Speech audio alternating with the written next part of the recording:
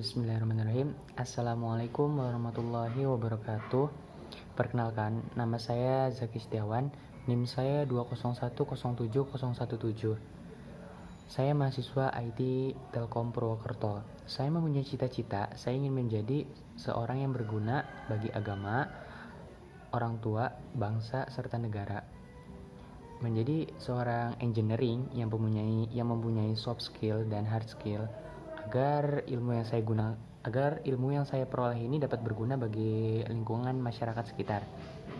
Saya adalah mahasiswa angkatan 2020 dari Fakultas Teknik Telekomunikasi dan Elektro, jurusan S1 Teknik Elektro. Ya, ini perkenalan dari saya. Terima kasih. Bismillahirrahmanirrahim. Assalamualaikum warahmatullahi wabarakatuh. Di sini saya akan membahas beberapa modul, diantaranya sebagai berikut ini. Oke, kita langsung masuk saja ke modul 1. Di modul 1 ini ada variabel dan tipe data. Di variabel dan tipe data ini ada beberapa hal yang harus kita perhatikan. Nama variabel hanya boleh disusun dari huruf alfabet, angka, dan karakter garis bawah underscore. Tidak boleh mengandung karakter khusus seperti operator aritmatika dan tanda baca lainnya. Panjang nama tidak dibatasi, namun sebaiknya interpretatif, yaitu mencerminkan nilai intrinsik atau fungsi yang dikandungnya. Nama boleh dimulai. Karakter garis bawah, lebih jelasnya saya akan berikan contoh seperti ini. Ya, ini penamaan nama yang salah. Satu data harusnya data 1 seperti ini. Nomor siswa tidak boleh pakai spasi, harus memakai underscore boleh di depan. Ya, kita lanjut. Di sini ada ini tipe data. Jadi tipe data ini berfungsi untuk menentukan jenis data. Di tipe data ini di bawah C++ ini ada 5, ada integer, ada float, ada double, ada char, ada void. Nah, di sini ada contoh cara mendeklarasikannya. Di sini ada alas, tinggi, luas. Alas itu karena bilangan bulat pakainya integer. Luas ini karena bisa bilangan berkoma, kita bisa menggunakannya float. Sini. Nah, di sini ada contoh programnya. Di sini panjang, lebar, tinggi sudah mempunyai variabel sama dengan 5. Hasil volume belum mempunyai. Di sini kita menggunakan perintah cin. Cin ini untuk menginputkan. Berarti di sini menginputkan panjang, di sini menginputkan lebar. Di sini hasil ini mempunyai nilai dari panjang kali lebar, dan volume ini mempunyai nilai dari panjang kali lebar kali tinggi.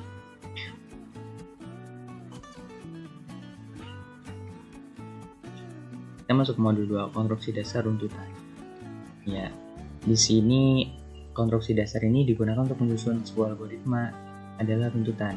Di dalam struktur runtutan, langkah yang dikerjakan sesuai dengan urutan barisnya, tidak ada langkah yang melompat baris atau kembali ke baris atasnya. Contoh algoritmanya seperti ini.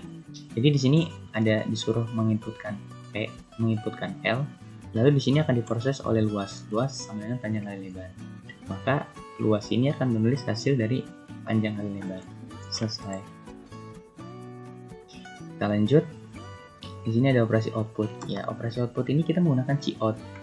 Cout ini untuk mengoutputkan ke layar ya. Jadi di sini ada tulisan selamat datang, maka akan muncul tulisan selamat datang. Lanjutnya ada perintah input. Karena tadi output pakai cout, sekarang input pakai cin. Cin ini. Nah, cin ini in alas. Jadi kita disuruh menginputkan alas. Alas sama dengan 20, bisa berapa aja. Lanjut. Di sini ada operasi penugasan. Di sini ada operasi penugasan. Jadi di sini ada operatornya. Ini ada deskripsinya. Operasi aritmatiknya seperti ini. Operasi plus, tambah, kurang, kali, bagi, atau sisa pembagian atau modulus ini membutuhkan 2 peran. Jadi seperti ini contohnya. Jadi n ditambah m, n dikurang m, dan seterusnya. Nah, contoh aritmatikanya seperti ini. Di sini m sama dengan 27, n sama dengan 5. Berarti di sini kita menggunakan perintah cout. Di sini prosesnya ada m tambah n, ada plus, ada kurang, ada kali, ada bagi. Lanjut. Nah, di sini ada increment dan decrement. Jadi di sini ada operator naik dan turun ya. Jadi misalnya M++, misalnya M ini 8, berarti M++ berarti 8 ditambah 1, berarti sama dengan 9. Contohnya seperti ini, satu programnya. Nah, di sini integer M sudah sama dengan 66. Nah, di sini N ini mempunyai nilai dari plus M, berarti otomatis N ini 66 ditambah 1, maka di sini akan 67.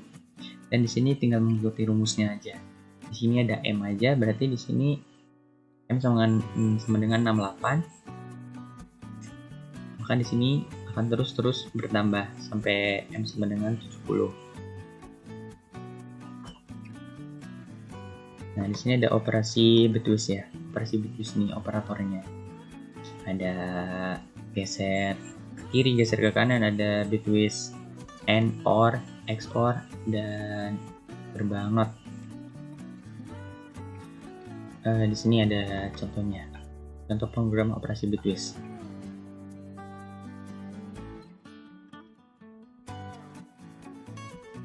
Kita masuk ke ini operator logika. Jadi di operator logika ada seperti ini contohnya. Jadi operator logika ini digunakan untuk menghubungkan dua atau lebih ungkapan menjadi sebuah ungkapan berkondisi benar atau salah. Kita masuk ke modul 3. Di sini ada konstruksi dasar pemilihan atau percabangan. Jadi salah satu permasalahannya ini kadang kita menjumpai suatu program ini harus melakukan sebuah percabangan. Jadi contohnya seperti ini konsepnya. Jadi jika Dimas mendapatkan ranking 1, maka Dimas akan dibelikan sepeda baru. Atau bisa juga jika Dimas tidak mendapatkan ranking 1, maka Dimas akan dibelikan tas baru. Atau jika Dimas ranking 3, maka Dimas tidak mendapat apa-apa. Jadi kurang lebih konsepnya seperti itu di dalam pemilihan atau percabangan. Untuk programnya seperti ini kurang lebih. Jadi di sini ada pemilihan tunggal. Di sini kita ditanyakan umur kamu berapa. Di sini kita inputkan jika umur lebih besar dari 17, maka kamu boleh main TikTok. Dan jika tidak memenuhi angka 17 ini, tidak memenuhi syarat, maka kamu tidak boleh main TikTok. Seperti ini flowchartnya. Di sini ada syarat, ada instruksi, ada selesai. Karena ini ada satu kondisi atau tunggal. Nah, di sini ada if dua kondisi atau ganda. Jadi if dua kondisi atau ganda ini sedikit lebih kompleks dibandingkan dengan struktur if yang hanya memiliki satu buah kondisi. Jadi di sini kita ambil contoh dari program kasir. Jadi di sini ada kondisi di mana ketika kita mempunyai program jika belanja lebih dari 50.000, maka perintah ke satu akan mendapatkan diskon misalnya 20%. Tapi jika belanja tidak lebih dari 50.000, maka masuk ke perintah kedua, maka hanya mendapatkan diskon 5%. Maka di sini garis bawah lalu program selesai. Jadi kurang lebih seperti ini pemilihan atau percabangan dua kondisi. Ya, kalau di sini ada pemilihan majemuk. Pemilihan majemuk ini kondisi yang dari banyak kondisi yang ada. Jadi kondisi yang banyak. Jadi misalnya di sini ini ada syarat 1. Jika syarat 1 tidak terpenuhi, maka dia akan ke syarat 2. Jika syarat 2 tidak terpenuhi, maka akan ke syarat 3.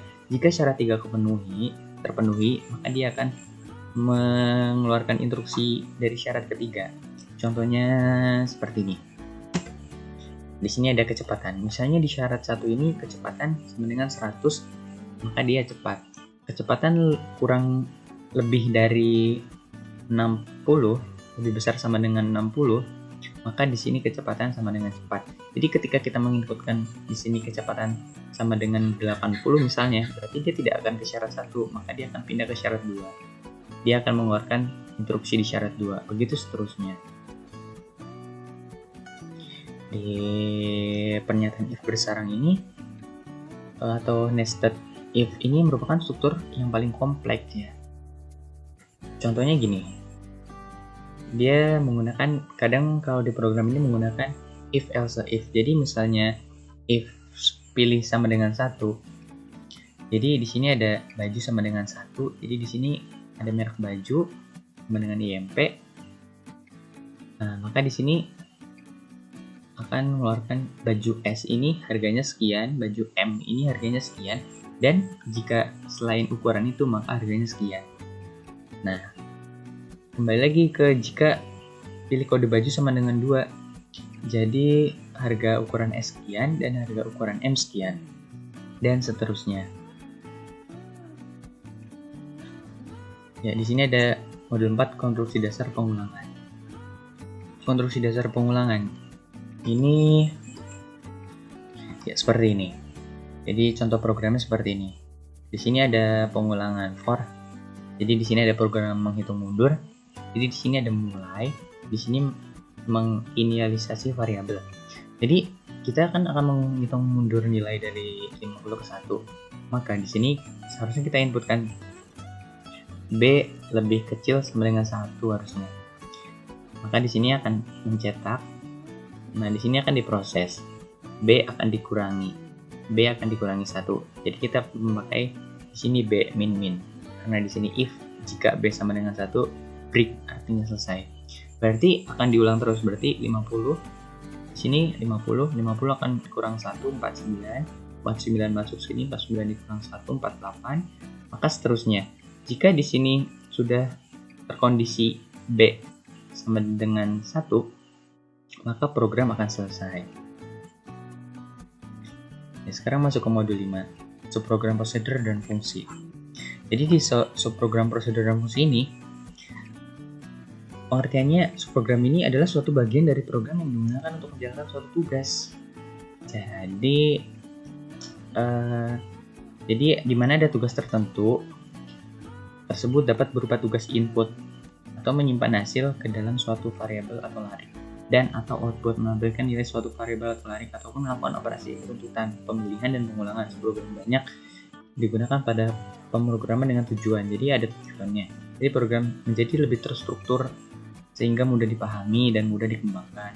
Dapat mengurangi pengulangan, duplikasi kode.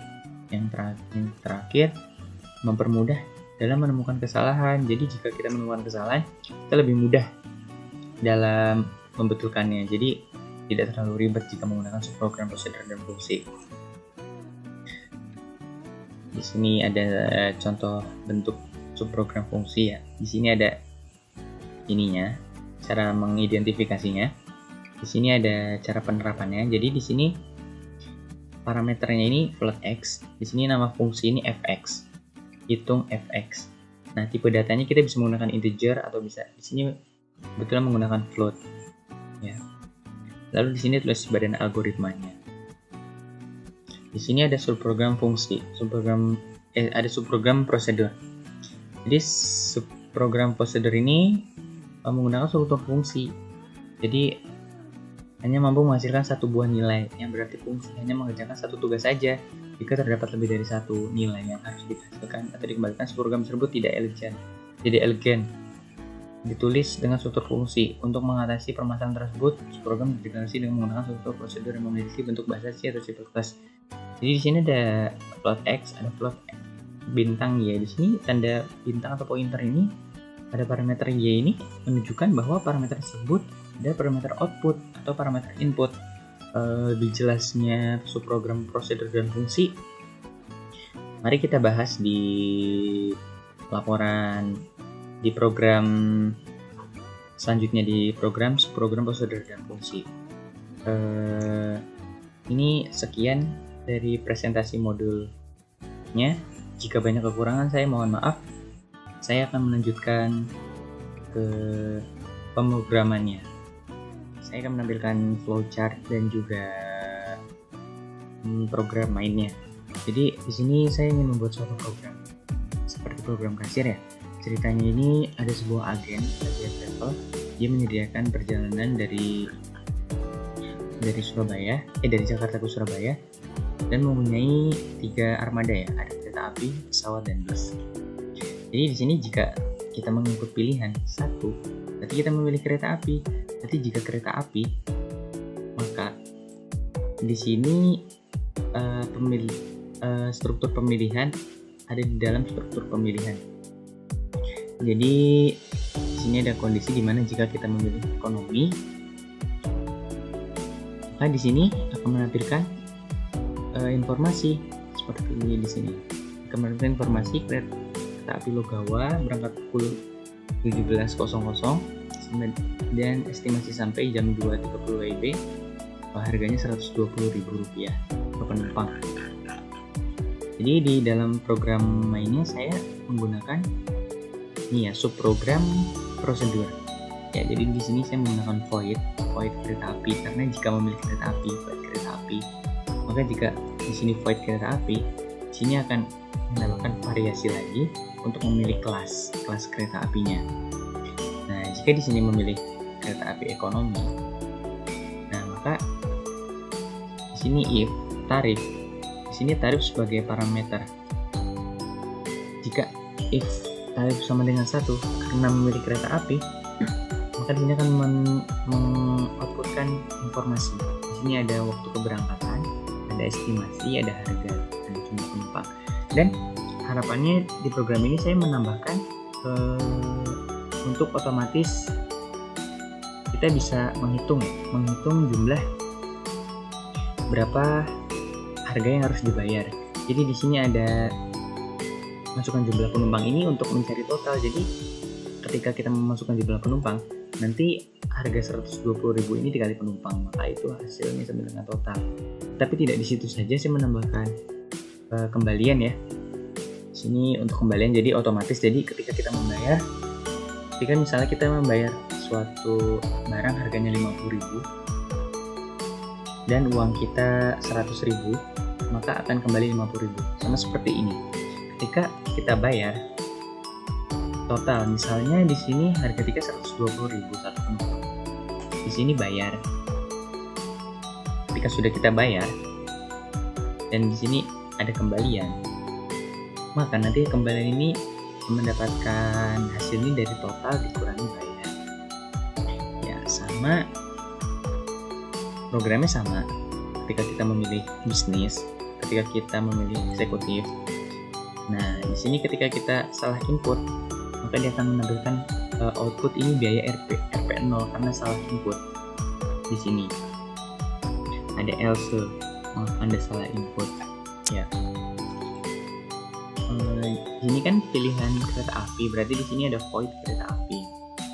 Saya menggunakan subprogram prosedur void kereta api. Maka di sini untuk pesawat berarti saya juga menggunakan void. Jadi di sini void pesawat. Ini sama parameternya sama, tarif. Untuk programnya sama sebetulnya di sini. Dan flowchartnya juga sama seperti yang di atas. Di sini juga yang ketiga adalah bus, berarti menggunakan subprogram prosedur satu lagi untuk bus. Di sini menggunakan parameter satu aja. Di sini ada parameter integer tarif. Dan program mainnya sama seperti yang sudah di atasnya. Ya. Ketika sudah menggunakan subprogram ini, subprogram prosedur ini, langkah untuk memanggilnya ini sangat mudah sekali. Di sini kita tinggal menginputkan saja. Di sini if, else, if.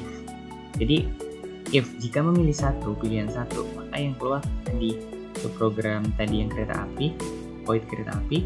Di sini ada else. Jika tidak memilih satu, berarti milih 2. Maka akan memilih pesawat. Jika tidak memilih pesawat, maka akan memilih bus.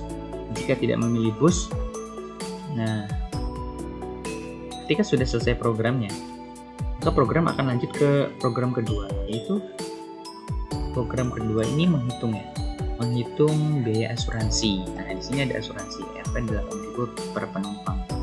Jadi di sini untuk biaya asuransi saya menggunakan ini. Saya menggunakan subprogram fungsi yang dimana saya menggunakan parameter in A dan in B. Di sini ada integer kali. Di sini A sudah saya inputkan nilainya 8.000 karena untuk biaya asuransinya ini 8.000 per penumpang. Di sini masukkan jumlah penumpang. Di sini ketika sudah masukkan jumlah penumpang, di sini adalah totalnya. Jadi misalnya total penumpang ini 2, berarti 8.000 dikali 2. Nah, di sini jumlah yang harus dibayar. Nah, di sini bayar. Nah, di sini untuk kembalian sama seperti program yang sebelumnya. Saya menginputkan agar program itu bisa membuat kembalian ya di sini. Nah, mengeluarkan hasil kembalian adalah RP0. Jadi akan ada kembalian.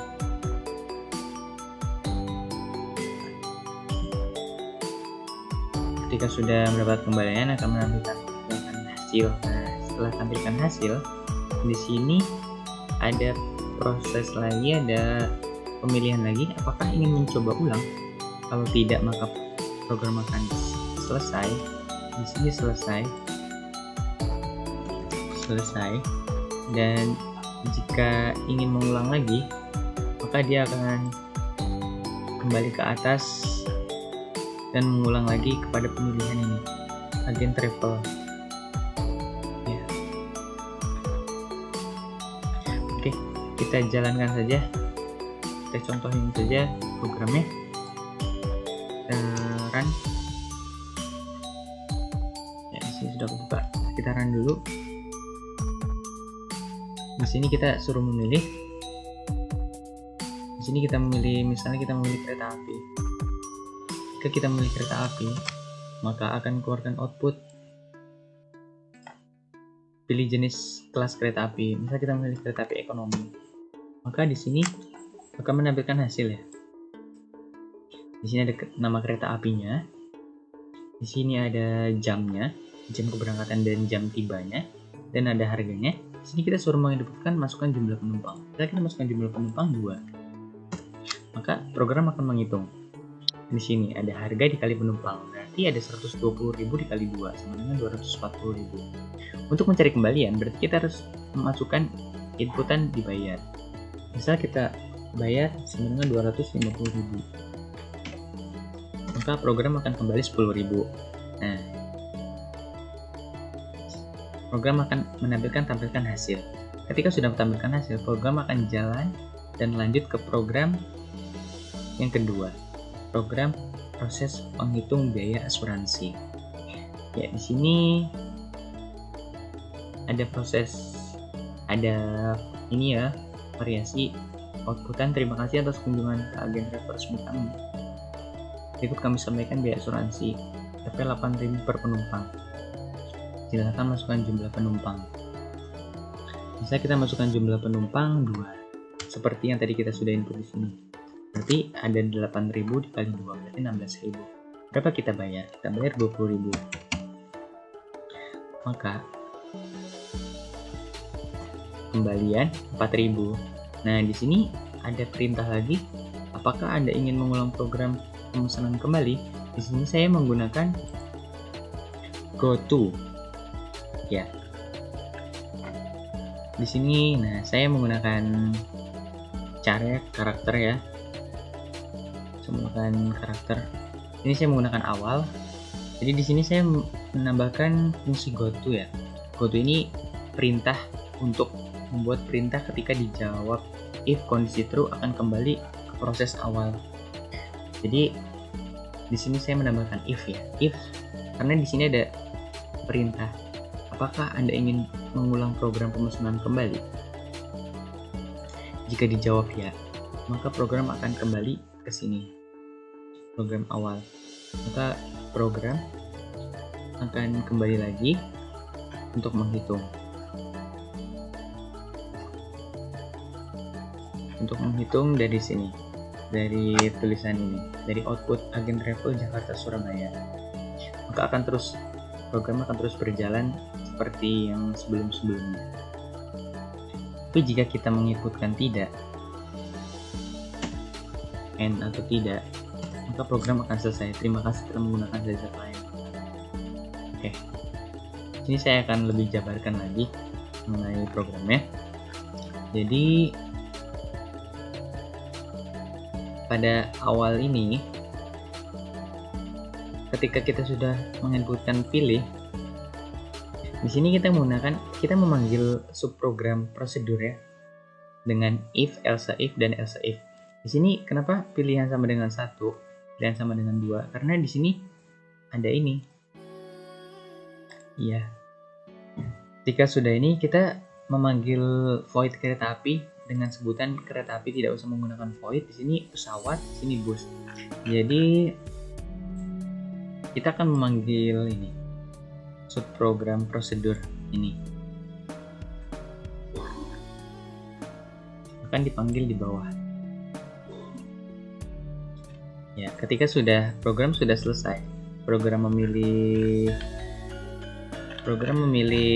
jenis transportasinya, jenis armada, maka program akan lanjut untuk menghitung biaya asuransi.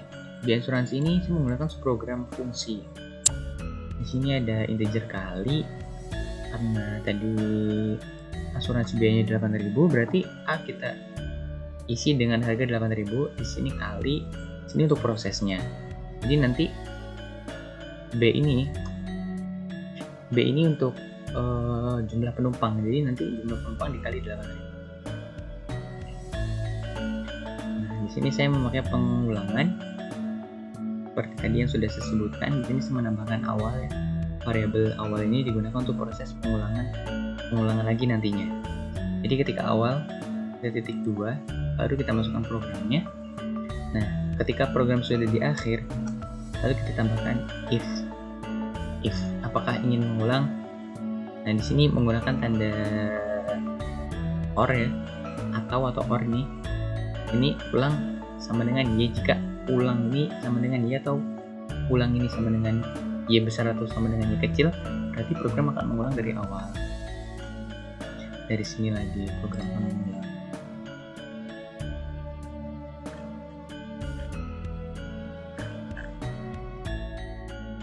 Ya, dari itu. Nanti kita coba sekali lagi. Jika kita memilih pesawat misalnya, kita memilih pesawat.